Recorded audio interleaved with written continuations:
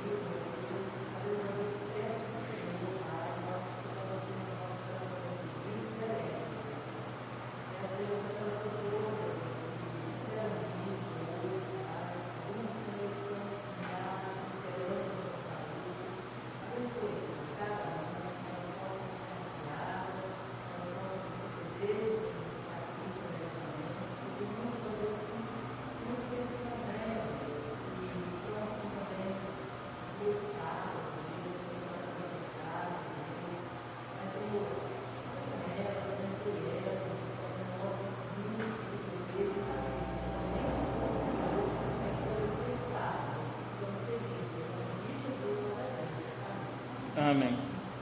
Vamos abrir nossas Bíblias em 2 Crônicas, capítulo 7, e nós vamos estar lendo o versículo de 1 até o versículo 3. 2 Crônicas 7, versos de 1 até o versículo de número 3.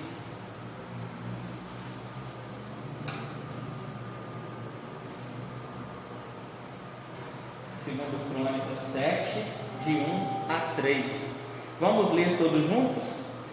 Tendo Salomão acabado de orar, desceu o fogo do céu e consumiu o holocausto e os sacrifícios, e a glória do Senhor encheu a casa. Os sacerdotes não podiam entrar na casa do Senhor, porque a glória do Senhor tinha enchido a casa do Senhor. Todos os filhos de Israel, vendo descer o fogo e a glória do Senhor sobre a casa, se encurvaram com o rosto em terra sobre o pavimento e adoraram e louvaram ao Senhor, porque é bom, porque a sua misericórdia dura para sempre. Então nós sabemos que esse tempo, que aqui está citando o capítulo 7, foi um tempo sonhado por Davi. Deus não permitiu que Davi o construísse, mas sim que seu filho Salomão. E foram muitos anos de trabalho, trazendo todo o ouro, todas as pedras preciosas, tudo de melhor para aquela casa. E faltava o mais especial, que era a presença do Senhor naquele local. E aqui a Bíblia diz que depois veio o fogo do céu, consumiu o holocausto, e a presença do Senhor desceu sobre aquele local. E o povo reconheceu e adorou a Deus e o louvou, porque Ele é bom e porque a sua misericórdia dura para sempre. Que essa presença possa estar aqui conosco e possa estar ainda mais nos nossos corações. E para louvarmos esse Deus, eu convido os irmãos para que abramos nossos hinários no hino de número 4, que tem como princípio: Deus está no templo, Pai onipotente, a seus pés nos humilhamos, servos consagrados, reverentemente ao Deus Santo adoramos. Hino de número 4 dos nossos hinários. Deus está no templo, Pai onipotente, a seus pés nos humilhamos, servos consagrados, reverentemente, ao Deus Santo adoramos.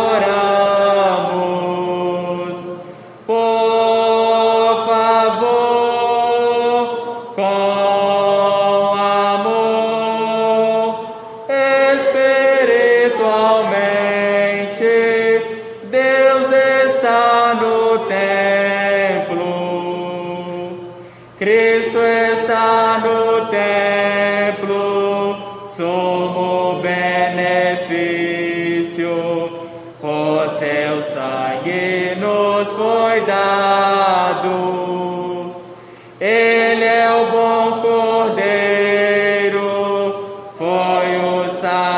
sacrifício, que inspirou o vil pecado, escolheu e sofreu o cabal suplício.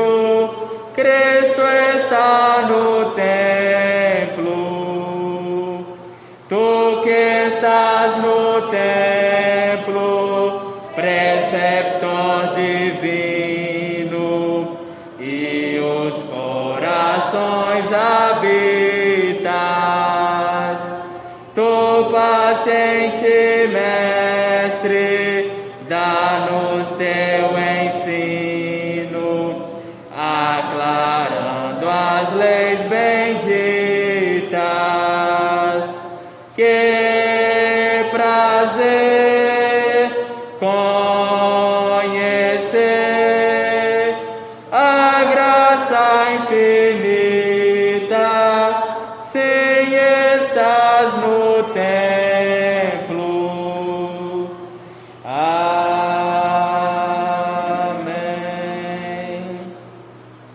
Vamos abrir novamente as nossas Bíblias, agora em Êxodo, capítulo 14.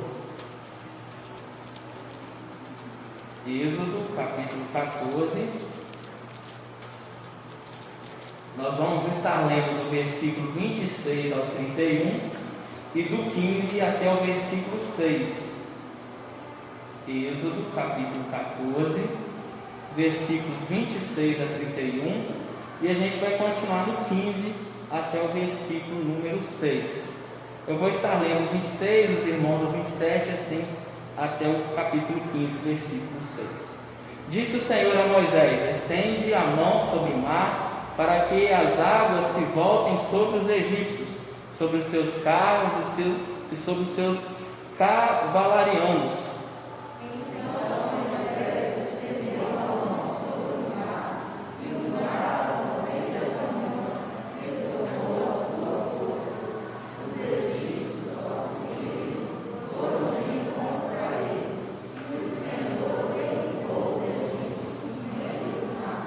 Voltando as águas, cobriram os carros e os cavalarianos de todo o exército de Faraó, que os havia seguido no mar, nem ainda um deles ficou.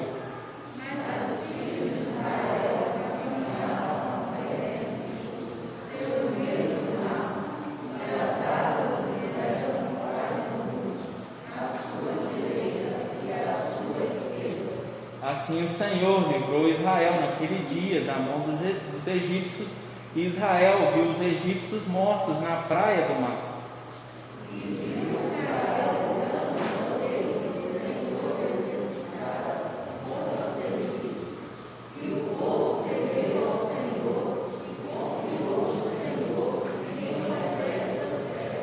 Então entoou Moisés e os filhos de Israel esse cântico ao Senhor e disseram: cantarei ao Senhor, porque triunfou gloriosamente. Lançou no mar o cavalo e o seu cavaleiro. O Senhor é a minha força e o meu canto. Ele me forjou salvação. Este é o meu Deus, portanto eu louvarei. Ele é o Deus do meu Pai, por isso eu exaltarei. O Senhor é homem de guerra, Senhor é o seu nome. Lançou no mar os carros de Faraó e os seus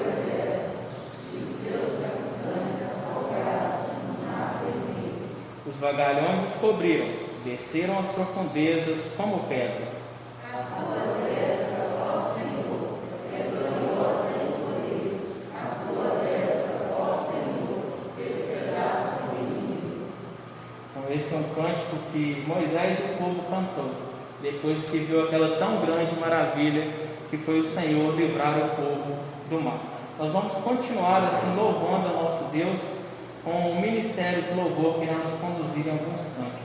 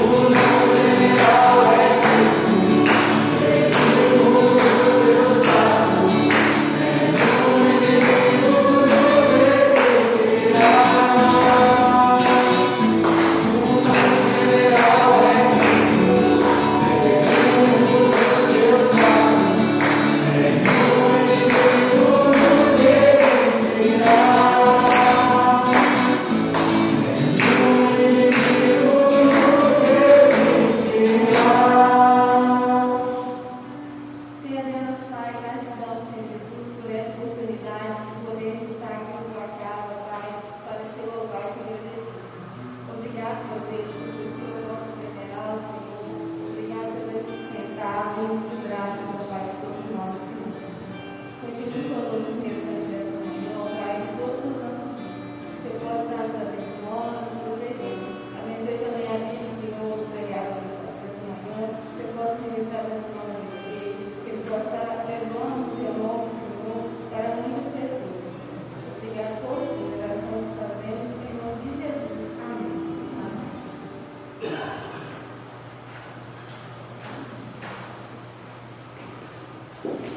Irmãos, eu convido mais uma vez que os irmãos estejam abrindo a Bíblia, agora no livro de Jeremias, capítulo 8. Jeremias, capítulo 8. Nós vamos estar lendo o versículo de 4 a 6 e depois o versículo 20. Jeremias, capítulo 8. Versos de 4 a 6, e depois nós vamos estar lendo o versículo de número 20.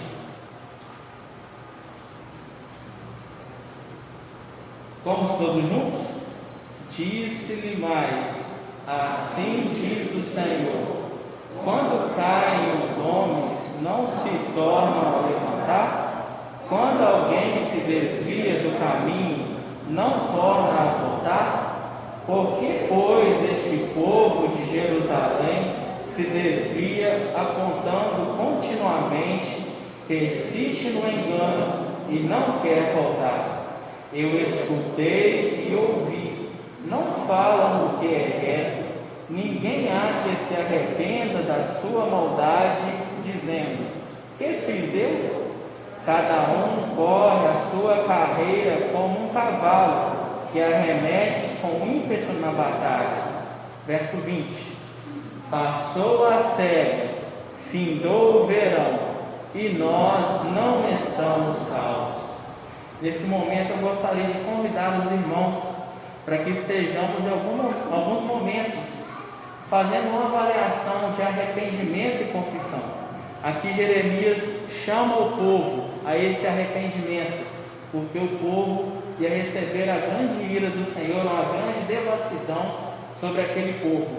E às vezes o nosso coração, como nós chamamos na igreja para um momento de arrependimento, o nosso coração às vezes está tão longe que a única coisa que nós lembramos no momento de arrependimento e confissão é: Senhor, perdoa os meus pecados. Mas nós nos declaramos tão justos que nós às vezes nem lembramos que pecados são esses. E o povo aqui estava dessa maneira. O versículo 6 vai falar assim: eu escutei e ouvi, não falavam o que é reto, ninguém há que se arrependa da sua maldade, dizendo: o que fiz eu? E às vezes nós estamos assim, às vezes pensamos, né? O que eu fiz para que eu prejudicasse, eu irasse ao Deus, eu descumprisse alguma coisa que Deus pede de mim? E às vezes nosso coração está tão como uma pedra, né, que nós nem conseguimos reconhecer os nossos erros. E o versículo 20 fala que passou a cega, findou o verão e nós não estamos salvos.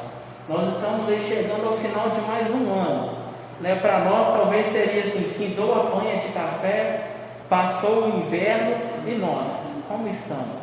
Será que esse ano foi mais um ano que nós se afastamos de Deus, ou que nós chegamos mais a Deus, em que nós ganhamos vidas para Deus, em que nós buscamos uma santidade, ou nós estamos aqui, como o texto diz, ainda não estamos salvos? Então, que nós possamos fazer uma avaliação, em um momento de oração silenciosa, de arrependimento, de perdão a Deus, para que nós possamos refletir sobre a nossa vida e a nossa procura por Ele. Nós vamos ter uma música de fundo, e ao final dessa música, eu vou pedir ao nosso irmão presbítero Adilson que esteja levando uma oração de arrependimento e confissão, e também lembrando do pregador dessa manhã.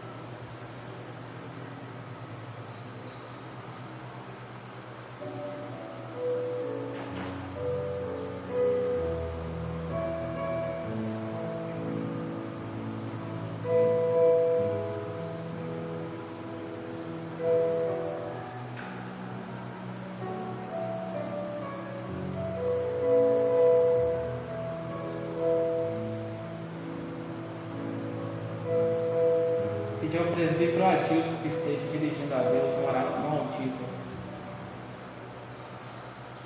Deus eterno Pai, graças te damos, Senhor, por mais um dia que o Senhor nos concede. Se é este o revelado, Deus, para estarmos em tua casa, adorando e agradecendo o teu Senhor. Obrigado, Deus, por cada vida que faz presente nessa manhã. Obrigado, Deus, porque o Senhor tem sustentado cada um de uma maneira especial. Obrigado, Deus, pelo teu cuidado, teu amor, a tua proteção, teu poder, dia a dia sobre nós. Nesse momento nós colocamos diante do Senhor, reconhecendo, Deus, que nós somos falhos, imperfeitos, e temos, ó Deus, cometido pecado diante de ti. Pedindo, ó Deus, Senhor, por tua infinita misericórdia, Senhor, possa nos perdoar e nos ajudar, ó Deus, a cada dia poder melhor a tua vontade. Ajuda-nos, ó Deus, a caminhar nos teus caminhos de maneira que agrade ao Senhor, porque por nossas forças mesmo, Deus, nós reconhecemos, ó Pai, que não somos nada. Precisamos do Senhor a todo instante. Nós clamamos, Senhor, nos perdoe, Senhor, nos ajuda, Deus, a cada dia andar de acordo com o teu Deus. Abençoe, Deus, teu servo, Pai, essa palavra. Deus, o Senhor configura essa semana de Deus, o Senhor tem nos dado para a minha vida. Tudo, Deus, de maneira que nós possamos sair desse caso de forma. Obrigado, Deus, por tudo que você tem feito em nome de Jesus. Agora, nossa graça, em nome de Jesus. Amém. Então, a gente passa a palavra para o Michel, ele que foi convidado pelo pastor Flávio para estar aqui dando sequência ao estudo, é seminarista, está no 3º ano de seminário, veio acompanhado da sua mãe, e ele já esteve aqui falando no culto das 8h30, e agora irá falar para os irmãos que Deus possa continuar o abençoando.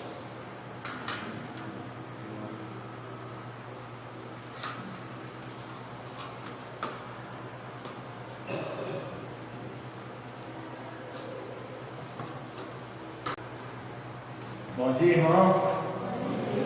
Da graça abundante de nosso Senhor e Salvador Jesus Cristo, repouso sobre nós em mais essa manhã.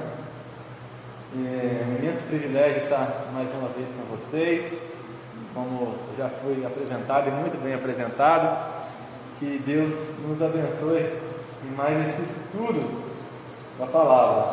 Eu recebi o privilégio de compartilhar com vocês, de continuar estudando juntamente com vocês o livro de Jó, na série Sofrimento. Nós estamos estudando com o pastor Flávio sobre sofrimento durante 5 domingos. Este é o 4º, domingo que vem o pastor finda esse estudo com vocês. E então, para dar continuidade ao nosso estudo sobre o sofrimento, eu te convido a abrir no livro de Jó, capítulo 28, onde nós faremos a leitura do versículo 12 ao versículo 28. Livro de Jó, capítulo 28, do versículo 12 ao versículo 28. O texto nos fala sobre a verdadeira sabedoria que é provida de Deus, que se encontra através do temor e do afastamento do mal. Portanto, eu considero esse um aspecto importantíssimo para que saibamos lidar, para que tenhamos consciência, principalmente em meio ao sofrimento de nossas vidas. Olhe para a leitura do texto.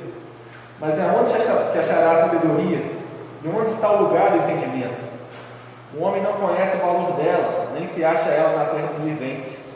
O abismo diz, ela não está em mim. E o mar diz, não está comigo. Não se dá por ela ouro fino, nem se pesa prata em campo dela. O valor dela não se pode avaliar pelo ouro de Ofir, nem pelo precioso ônix, nem pela safira. O ouro não se iguala a ela, nem o cristal. Ela não se trocará por joia de ouro fino. Ela faz esquecer o coral e o cristal. A aquisição da sabedoria é melhor do que as pérolas. Não se lhe igualará ao topázio da Etiópia, nem se pode avaliar por ouro puro. De onde, pois, vem a sabedoria? E onde está o lugar do entendimento? Ele está encoberto aos olhos de todo vivente e oculta as aves do céu. O abismo e a morte dizem: ouvimos com os nossos ouvidos a sua fama. Deus lhe entende o caminho, e é Ele quem sabe o seu lugar, porque Ele perscruta até a extremidade da terra, vê tudo o que há debaixo dos céus. Quando regulou o peso do vento e fixou a medida das águas, quando determinou as leis para as chuvas e caminho para o relâmpago dos trovões, então viu Ele a sabedoria e a manifestou, estabeleceu-a e também a esquadrinhou, e disse ao homem: eis que o temor do Senhor é a sabedoria, e o apartar-se do mal é o entendimento. Nós já oramos, então, que o Senhor aplique a Tua palavra em nosso coração. E, querido, provavelmente você já perdeu algo que considera muito valioso, considera muito importante para você, ou se não é tão valioso, naquele momento você precisava muito daquilo, e você, mesmo tendo a certeza de que guardou num local seguro, naquele momento esse item desapareceu. Você com certeza já passou pela experiência de procurar algo de valor, não é mesmo? E o interessante é que enquanto nós não reviramos a casa, enquanto nós não deixamos a casa de cabeça para baixo, enquanto nós não colocamos toda a nossa família a procurar junto com a gente, enquanto nós não desgastamos, nós não empenhamos todo o nosso esforço para encontrar esse item, seja a chave do carro, o homem vai entender isso, seja qualquer outro item valioso, a chave do carro, ou qualquer outro item valioso dentro da casa, nós não pararemos, nós não descansaremos enquanto não dedicarmos todo o nosso esforço para encontrar esse item desaparecido. E é interessante, irmãos, que nessa procura, nessa pesquisa por esse item desaparecido, talvez, se nós não o encontrarmos, nós nem conseguiremos dormir à noite, nós nem conseguiremos descansar. O sono irá sumir de nós, uma vez que nosso coração estará profundamente angustiado em buscar esse item valioso. Estamos diante de um texto, queridos, que trata exatamente da procura por algo muito valioso, no caso, a sabedoria. Em todos os tempos, talvez a maior busca da humanidade seja por encontrar a sabedoria, seja por encontrar o conhecimento. Quando nós olhamos para a filosofia, os principais filósofos de todas as épocas, se nós olharmos principalmente para os pré-socráticos, nós vamos ver que a busca incessante desses homens era por encontrar o arquê, ou seja, o princípio, o fator gerador de todas as coisas, a fonte primária de sabedoria, de conhecimento que arquitetou e que deu origem a todo o universo. Quando nós olhamos para a história da humanidade, essa busca de encontrar a sabedoria, ela sempre ocupa o coração dos homens. Vocês têm estudado na última semana sobre a vida de Jó, visando exatamente tirar lições em meio ao sofrimento.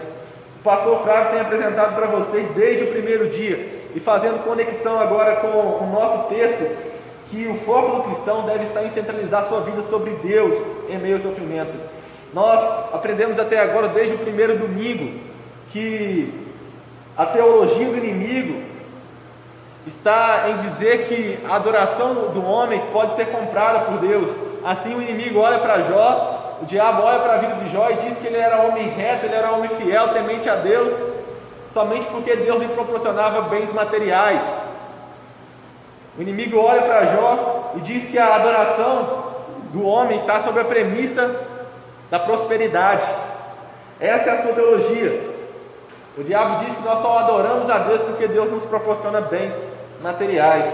Mas agora nós percebemos que, ao contrário dessa teologia do inimigo, que tem sua base nessa prosperidade humana, nessa prosperidade vazia, que tem sua base na conquista de bens materiais, a verdadeira sabedoria, ela não está aqui na terra. Nós olhamos para esse texto entendendo que a verdadeira sabedoria não é provida do homem e não pode ser encontrada e não pode ser procurada e achada nem no mais profundo abismo, nem no mais alto monte, nem no seio dos mares, nem em lugar algum dessa terra.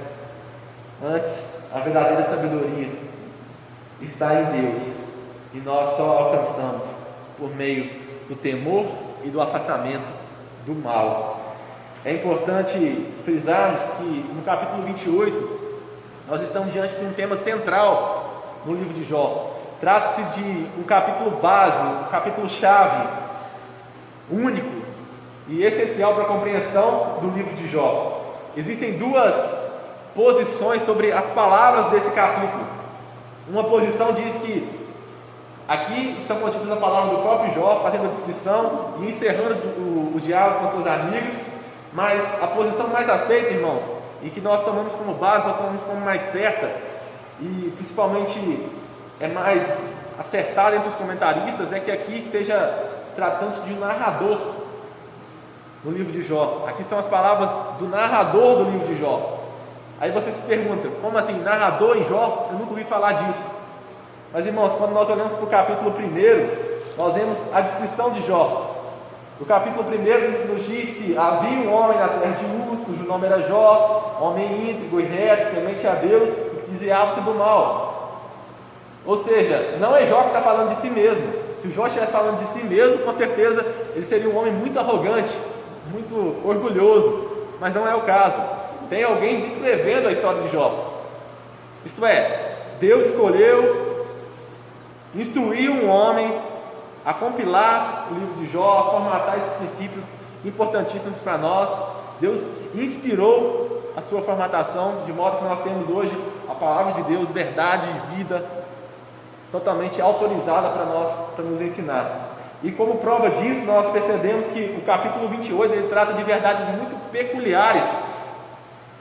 Se observarmos o 27 e o 29, existe uma descontinuidade de pensamento aqui. O 27 está tratando de um assunto sobre os perversos, sobre os amigos de Jó. O 29 retoma outro assunto, e em todos esses dois capítulos, e começa com a expressão, prosseguindo Jó em seu discurso, prosseguindo Jó em seu discurso, novamente falou Jó. Já o 28 não, existem verdades aqui sendo tratadas numa espécie de conclusão pelo locutor do texto, pelo narrador do texto. E com isso, nós percebemos que aqui trata-se de uma conclusão do que havia sido dito. O autor retoma lá a ideia do capítulo 1, ele retoma esse sentido de temor e afastamento do mal que estava muito presente na vida de Jó. E agora, falando novamente disso, ele encerra esse diálogo com Jó que vocês aprenderam, entre Jó e seus amigos, que vocês aprenderam no domingo passado, e faz uma transição para a segunda parte do livro, para a parte final do livro, que nós estudaremos com o pastor Flávio domingo que vem. Portanto, o que nós devemos entender aqui, dando continuidade à nossa série sobre o sofrimento, é que nós olhamos para esse texto, olhamos para esse capítulo em meio ao sombrio sofrimento de Jó. Um capítulo que, em minha opinião, trata das principais lições que precisamos guardar no meio do sofrimento, e olhamos para esse texto com a seguinte pergunta: onde está a sabedoria? Essa pergunta salta-nos nesse texto. Em meio às realidades escuras e difíceis do mundo decaído, onde homens e mulheres podem encontrar a verdadeira sabedoria? Em meio ao mais profundo sofrimento em que estaríamos propensos a passar, onde nós podemos encontrar respostas? Onde nós podemos ir para entender tudo isso? Em que âncora eu posso me agarrar em meio às tempestades dessa vida? Esses são questionamentos que são feitos e são respondidos. O capítulo nos conduz até a resposta dessa pergunta. O autor, em todo o capítulo 28, faz-nos sentir a necessidade de uma resposta. Ele vai nos deixando com fome, ele vai nos deixando sedentos por uma resposta. Ele vai mostrando a procura do homem por coisas materiais, a procura do homem por encontrar sabedoria, e no final, o autor, depois de nos deixar com muita fome, ele nos dá a resposta pela verdadeira sabedoria. E assim, contextualizando para vocês, do capítulo 1, do capítulo 28, do versículo 1 ao versículo 11, o autor nos mostra que existe um princípio em toda a história humana, e esse princípio é: o homem busca aquilo que é valioso para si. Então, do capítulo 1 ao 11, o autor está nos mostrando que o homem emprega toda a sua criatividade, toda a sua engenhosidade para obter aquilo que ele julga valioso, para obter os bens materiais dessa terra. O narrador expressa isso por meio dos grandes empreendimentos do homem, a mineração de metais preciosos, de pedras preciosas. Ele diz que o homem procura prata e ouro, O homem procura esses metais porque considera isso como fonte de muitos recursos. O homem também procura o ferro e cobre, que são não tão valiosos, mas são funcionais para a construção de materiais úteis para o homem. Além disso, mais à frente no capítulo, nós somos informados que os homens obtêm ônix, safira, cristal, coral e quartzo. Nós somos informados também que os homens obtêm rubis e o topázio da Etiópia.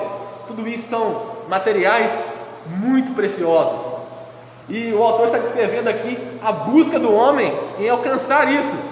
O homem escava minas, o homem vai aos lugares mais remotos da terra, onde nem mesmo as feras mais perigosas ousam ir, o homem vai.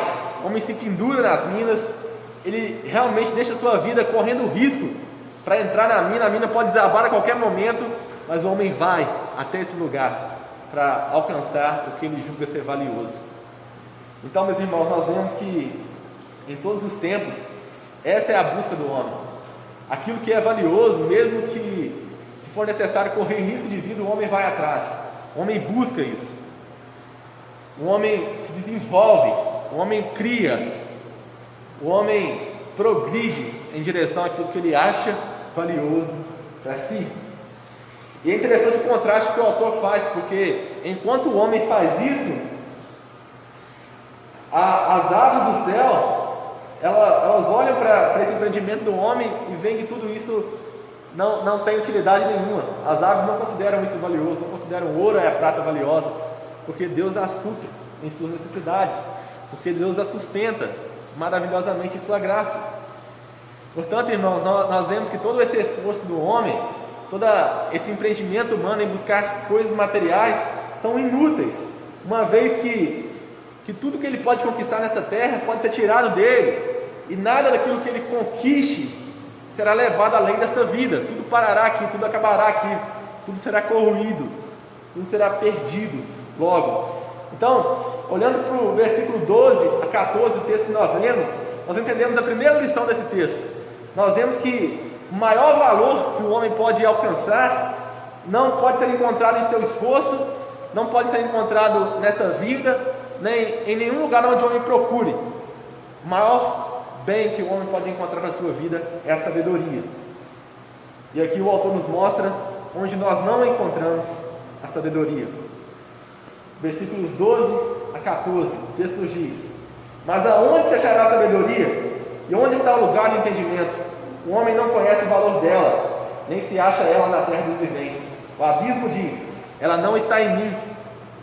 E o mar diz: também não está comigo. O homem que obtém as maiores coisas aqui na terra, por mais rico que ele seja materialmente, ele não é necessariamente o homem mais sábio, porque um dia tudo que ele conquistou deverá ser deixado para trás. Um homem que usou todas as suas energias, todas as suas engenhosidades, todos os seus empreendimentos, todos os seus esforços para obter riqueza material, certamente um dia deixará tudo isso para trás. Certamente um dia tudo isso será perdido, porque ele não usou as melhores maneiras, ele não usou os melhores meios para obter também o melhor resultado. A verdadeira sabedoria, ela não pode ser encontrada na obtenção daquilo que nós absolutamente vamos deixar para trás. Ou seja, a verdadeira sabedoria é demonstrada em obter o que é de valor depois que o corpo morre, depois da nossa morte. A verdadeira sabedoria ela é encontrada para a vida eterna, como Jesus diz em Mateus 26, 26: de que proveita o homem ganhar o mundo inteiro e perder a sua alma? Ou o que dará o homem em troca da sua alma? Nosso Senhor próprio advertiu que um dia nós iremos prestar contas diante do Pai de tudo aquilo que nós fazemos aqui na terra. E assim, Jesus disse que tolo é o que se agita tesouros para si, pois ele não é rico diante de Deus. Lucas 12, 21. Pense em Jó. Ele próprio estava entre os homens mais ricos da terra. A Bíblia diz que ele era o maior entre os povos do Oriente, João capítulo 1, versículo 3. Mas o diabo teve a permissão de testá-lo, teve a permissão de tocá-lo. Ele perdeu todos os riquezas terrenos, ele perdeu sua família, ele perdeu tudo que ele possuía. Até mesmo o seu corpo estava pendurado à beira da morte.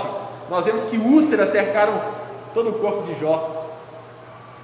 Nada sobrou para ele diante de Deus, exceto o cuidado da sua própria alma. E então, considerando isso, é que o locutor faz a seguinte pergunta: onde eu posso encontrar a sabedoria? Para Jó, irmãos, na história de Jó, a sabedoria não é um mero jogo filosófico, como nós temos visto muitos dizendo no dia de hoje. Tudo foi arrancado de Jó. Hoje as pessoas dizem ser dono da verdade, ser dono do conhecimento, mas elas nunca passaram por experiências profundas. Elas nunca tiveram essa experiência de perder todas as coisas e principalmente viver na dependência de Deus, para que então encontrasse a verdadeira fonte de sabedoria. Jó passou por isso. Ele próprio foi arrancado e, por assim dizer, ele foi extraído. Jó foi fundido e só então refinado. Nada mais importava na vida dele do que encontrar realmente a verdadeira fonte de sabedoria. Então, observe cuidadosamente o que o texto nos diz. Primeiro, ele nos mostra o lugar onde a sabedoria não pode ser encontrada. Como nós lemos, nós percebemos que a sabedoria não está no seio dos mares, a sabedoria não está no mais profundo abismo.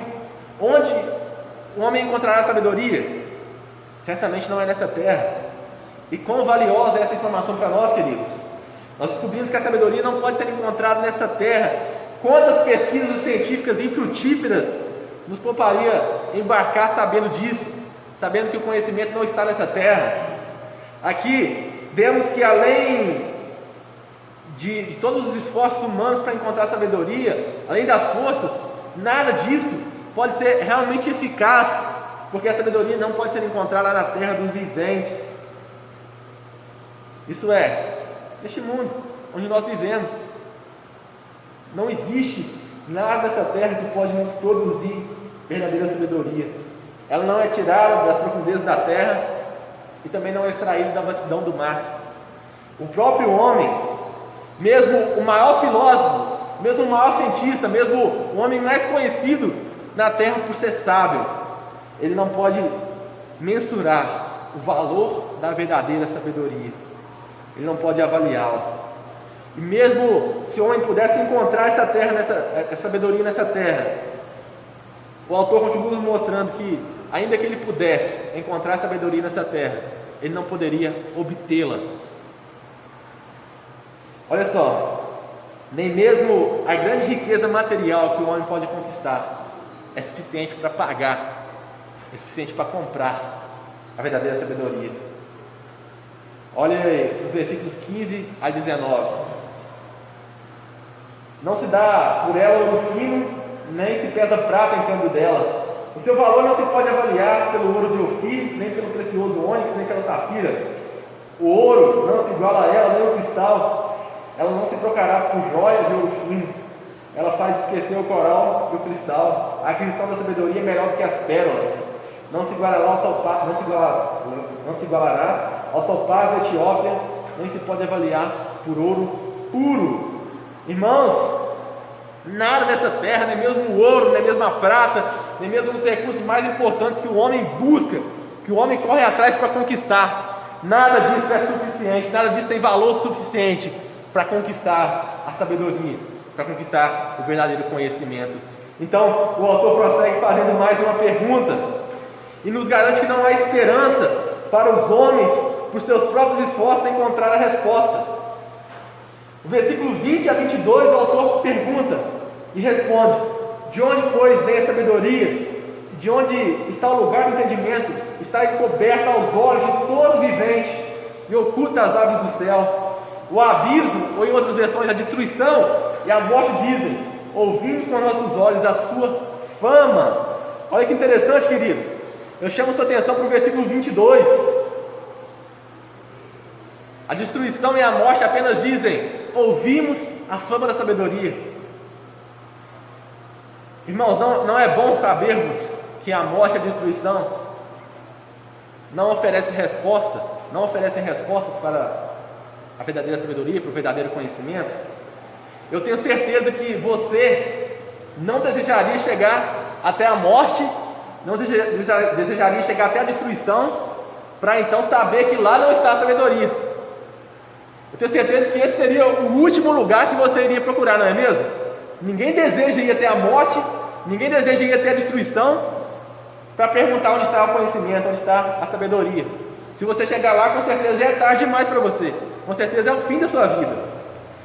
No entanto, irmãos, quantas pessoas, quantos de nós têm gastado sua vida, têm desgastado suas forças, têm estendido todos os seus esforços, os seus empreendimentos por buscar a sabedoria em lugares errados, na filosofia humana, na religião humana, ou no raciocínio provindo do homem, ou no dinheiro, ou nos recursos materiais, para descobrir que a fonte da verdadeira sabedoria não está nisso, e que isso culminará, logicamente, em destruição, em morte. Destruição e morte, lugar onde a sabedoria é apenas um boato, onde apenas ouvem a fama, mas não sabem a verdadeira sabedoria, não a conhecem. Portanto, irmãos, o profeta Jeremias uma vez escreveu o seguinte: eu sei, ó Senhor, que não é do homem o seu caminho, nem do homem que caminho dirigindo seus passos. Jeremias 10, 23. O autor desse livro com certeza diria amém para essas palavras de Jeremias. Claramente o caminho para a sabedoria não é conhecido pelos homens. O caminho para a sabedoria não é oferecido pelos bens desse mundo. Então, onde está o caminho para a sabedoria? Quem sabe? Isso nos leva ao segundo ponto. Uma vez que a sabedoria não pode ser encontrada nesse mundo, a sabedoria é entendida e conhecida somente por Deus. Versículos 23 a 27. Deus lhe entende o caminho, e é Ele quem sabe o seu lugar, pois Ele perscruta até as extremidades da terra, vê tudo que há debaixo do céu. Quando regulou o peso do vento, fixou as medidas das águas, quando determinou leis para a chuva e caminho para o relâmpago dos trovões. Então viu Ele a sabedoria, e a manifestou, a estabeleceu-a e também a esquadrinhou. Olha que interessante, irmãos. Somente aquele que vê e conhece todas as coisas pode conhecer o caminho para a verdadeira sabedoria. Somente aquele que fez todas as coisas sabe onde está a verdadeira sabedoria. Somente aquele que viu a sabedoria desde o princípio, atestou, aprovou, conhece seus caminhos, pode declará-la aos homens. Isso parece óbvio, né, querido? Parece óbvio, somente alguém que conhece o caminho pode mostrá-lo. No entanto, não é o que nós temos visto as pessoas seguirem. Esse princípio tão básico, que deve ser declarado dia após dia por nós, que somente Deus tem o caminho para a sabedoria, é constantemente negado por nós. Nós buscamos sabedoria fora de Deus. Portanto, a rejeição arrogante e orgulhosa desse ponto básico é uma causa fundamental dos inúmeros becos sem saídas filosóficos e infrutíferos que estão sempre presentes, que sempre atormentam nossa sociedade, que sempre condenam o mundo à nossa volta. É Deus e somente Deus, o nosso Criador, que conhece o caminho da verdadeira sabedoria, e somente Ele pode dizer: procure a parte dele, procure longe de Deus, procure o distante do Senhor, e consequentemente você perderá tudo.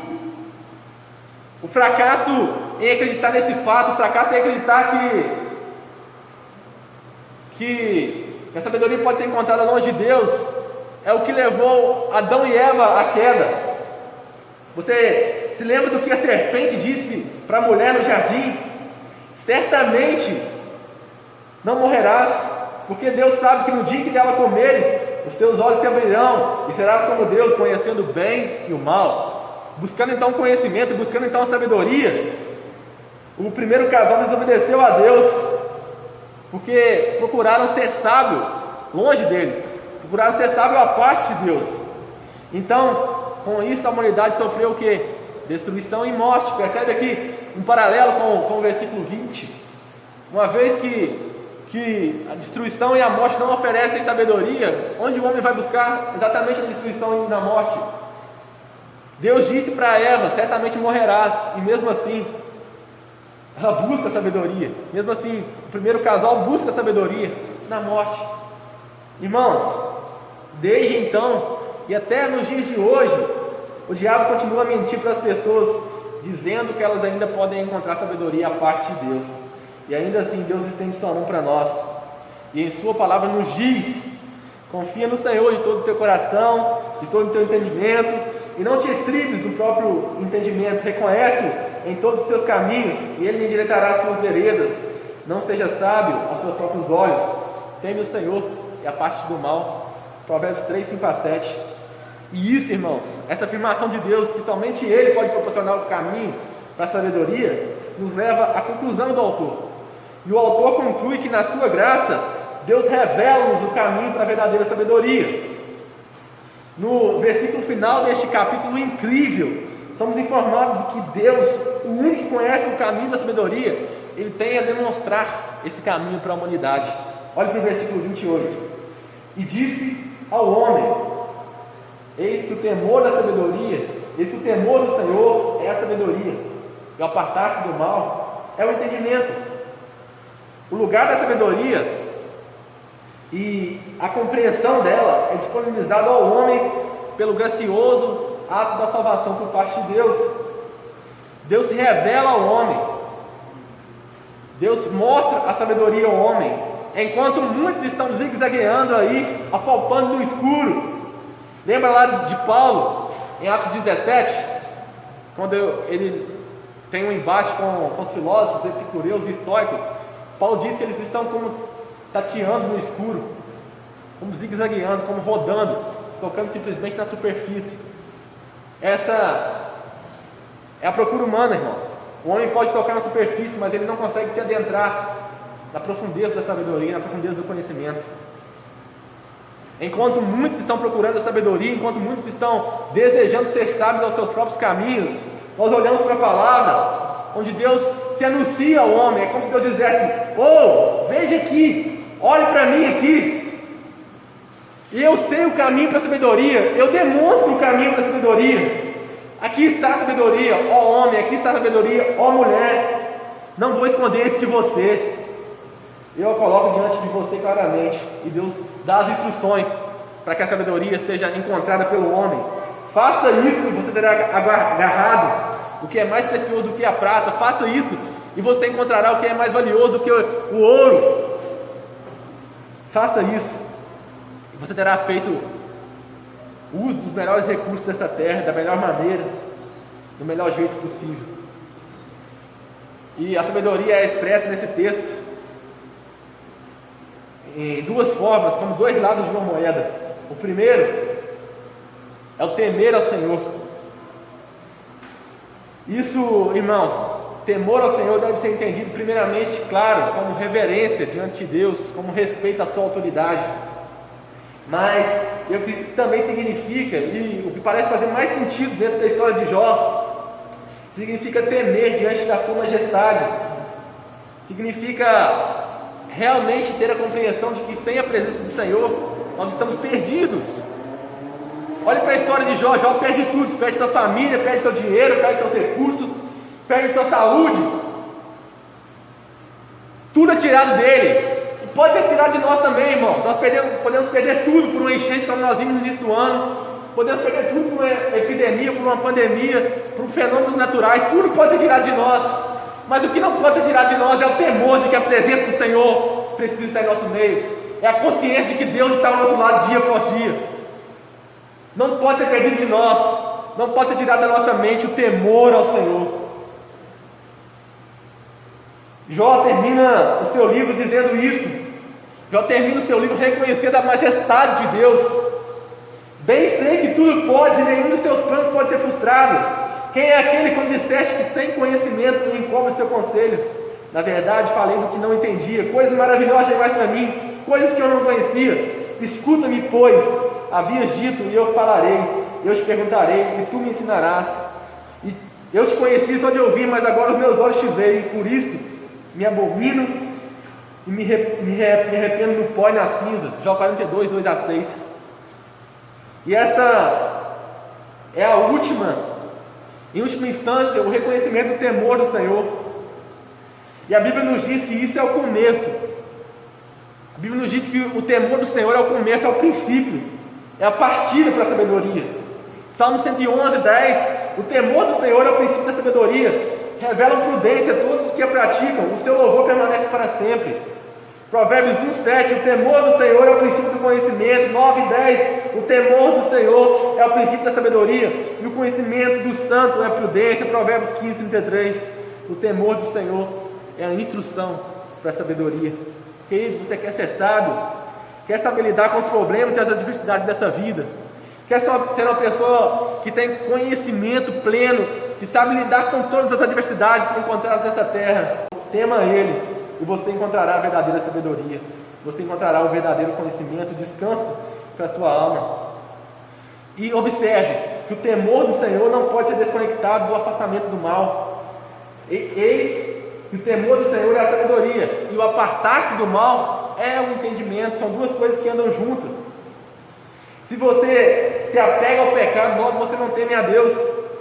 Não seja sábio aos seus próprios olhos. Provérbios 3, 7: tema ao Senhor e aparte-se do mal. Eclesiastes 12, 13 e 14: de tudo que se tem ouvido, o fim é: teme a Deus e guarde os seus mandamentos, porque isso é dever de todo homem, porque Deus há de trazer juízo sobre toda a obra e até tudo o que está encoberto, quer seja bom, quer seja mal. Eclesiastes 12, 13 e 14. Queridos, a evidência da sabedoria é o temor, e a evidência do temor é a santidade. Tema ao Senhor e afasta-se do mal. Nós sabemos, irmãos, que o bem é o oposto do mal. Logo, se Deus é o bem supremo, nós não vivemos segundo o mal, nós não vivemos segundo a nossa vontade, segundo a teologia do inimigo. Nós não vivemos segundo as vontades do diabo, mas nós nos afastamos da vontade do diabo, nos afastamos das garras do inimigo e caminhamos para a luz, caminhamos para Deus. Tememos a Deus quando nos afastamos do mal. A verdadeira astúcia está em temer a Deus. Esse é o contraste entre Jó e seus amigos que o autor está concluindo aqui. Lembra, enquanto seus amigos julgavam-se autossuficientes, enquanto seus amigos se achavam sábios a ponto de acusar Jó injustamente, a ponto de proferir conselhos para Jó, enquanto eles confiavam na sua própria sabedoria, nós vimos que o temor do Senhor é o princípio da sabedoria. E diferente dos seus amigos que se consideravam sábios, sábio era o próprio Jó, porque se o temor do Senhor é o princípio da sabedoria, Jó era um homem temente a Deus e se desviava do mal. Esse é um princípio da sabedoria que nós encontramos em Jó. Irmão, você quer ser uma pessoa sábia? Você realmente quer encontrar sabedoria diante de Deus? Talvez na sua procura dessa vida, você procura pela chave do carro. Talvez a sua grande procura seja encontrar um objeto valioso perdido. Mas eu te convido a olhar para um valor, para algo muito mais precioso do que tudo que pode ser encontrado nessa terra, que é a verdadeira sabedoria, que é o verdadeiro conhecimento. E às vezes nós dedicamos todos os nossos esforços para procurar coisas terrenas, nos esquecemos de procurar o que é principal, a sabedoria, que é a vida de Deus. Quer ser sábio? Quer ser uma pessoa inteligente? Então eu não posso encerrar essa pregação sem apontar para Cristo, sem apontar para o nosso Senhor Jesus Cristo. Quando falamos de sabedoria, irmãos, eu quero que você entenda que nós não estamos falando do que ou de onde, mas nós estamos falando de quem. A sabedoria, ela se personificou, ela andou entre nós, ela veio à terra, ela caminhou em nosso meio. É para Jesus que nós olhamos. Ele é sabedoria, Ele é aquele que veio à terra, que é a verdade, que é o caminho, que é a verdade e a vida, que esteve entre nós. Portanto, se nós queremos temer a Deus, se nós queremos nos afastar do mal, é para Jesus que nós olhamos, porque é Ele quem o Pai enviou para tirar o nosso pecado, é Ele quem o Pai enviou para quitar nossa dívida, é Ele que redime nossa culpa. É por meio dele que nós chegamos em reverência à presença de Deus, livres de pecado, e assim nós podemos viver em santidade. E é a Jesus que nós devemos nos apegar se quisermos ser sábios, porque Ele é aquele que estão escondidos todos os tesouros da sabedoria e do conhecimento, como nos diz Colossenses 2, 3. O apóstolo Paulo, uma vez, chama atenção para esse texto para encerrarmos aqui.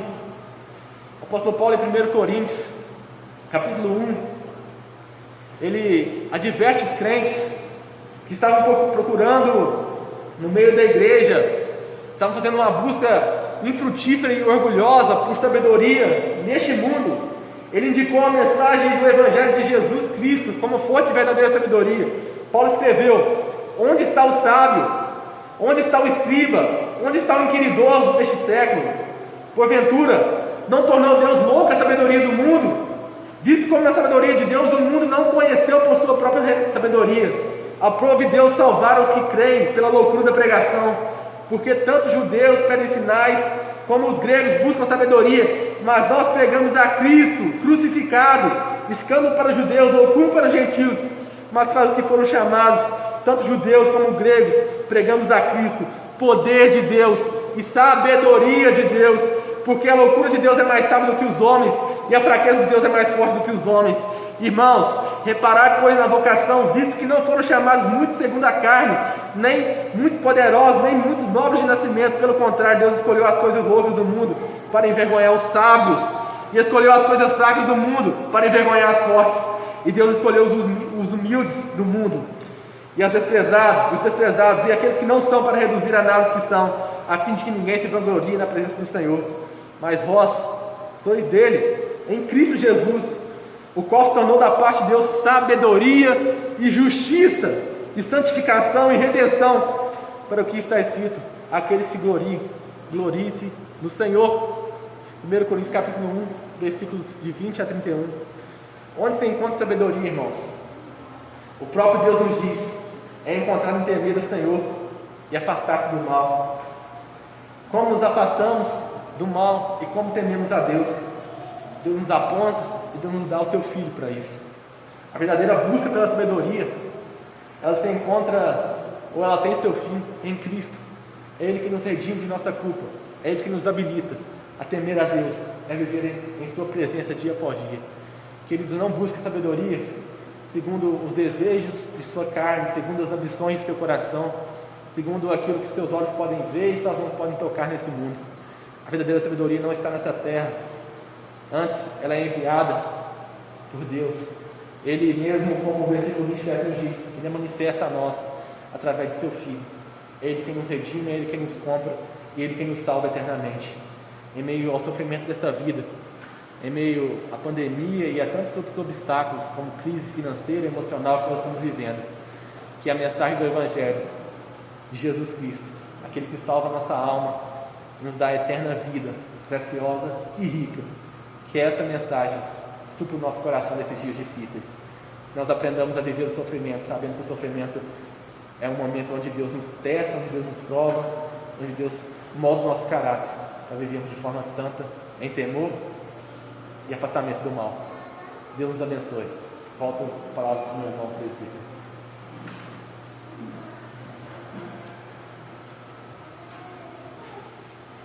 Nós agradecemos mais uma vez, Michel, por ter aceitado o convite, veio aí junto com sua mãe. Que Deus possa continuar abençoando esse ministério e aplicando essa palavra no nosso coração. Eu gostaria de fazer 3 lembretes aos irmãos antes da gente encerrar. O primeiro é aquelas irmãs, ou até mesmo os irmãos que queiram assinar a SAF em revista. Procure a nossa irmã Rosa ainda essa semana, porque é nessa semana que ela vai enviar os pedidos. Então a SAF em revista é uma revista que vem as atividades das mulheres, né? Durante o ano, vem sempre com uma mensagem. Se você quer presentear alguém, esse é um bom presente.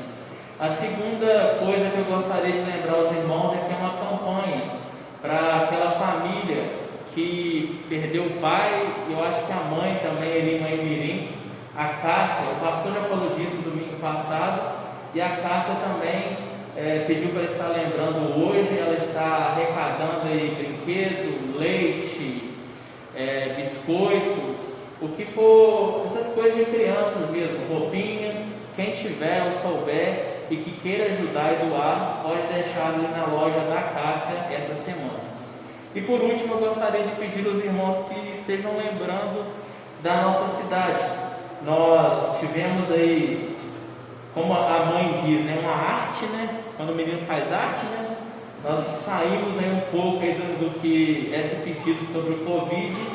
Hoje nós temos aqui na cidade mais de 100 pessoas que já tiveram o Covid, e nós temos aí 70 pessoas em casa, aguardando aí a quarentena. Então é bastante gente, e algumas pessoas são conhecidas nossas.